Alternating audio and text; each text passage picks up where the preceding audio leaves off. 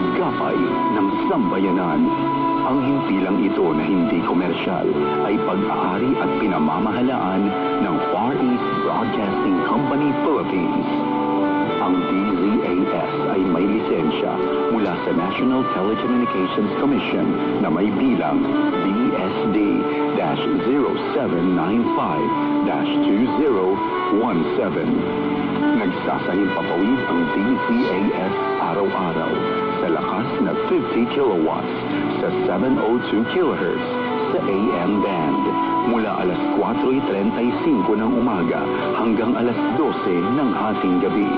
Ang mga studio nito ay nasa One Corporate Center, 46th floor, Doña Julia Vargas Avenue, corner Meralco Avenue, Ortigas Center, Pasig City. At ang transmitter naman ay nasa Bukawi, Bulacan. Ang 702 DZAS ay nasa ilalim ng pangangalagang teknikal ng mga FEBC personnel na lisensyado ng National Telecommunications Commission at ng Professional Regulation Commission. Electronics and Communications Engineer Joaquin Aliga Jr., ECE number 0011597 at First Class Radio Operators.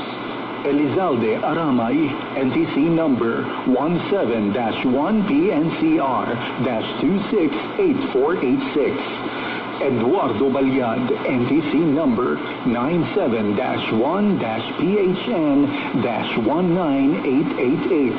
Rafael Barduquillo, NTC number 14-1PNCR-26670. George Cristobal, NTC number 16-1PNCR-26841. Raimundo Cristobal, NTC number 01-PHN-23193.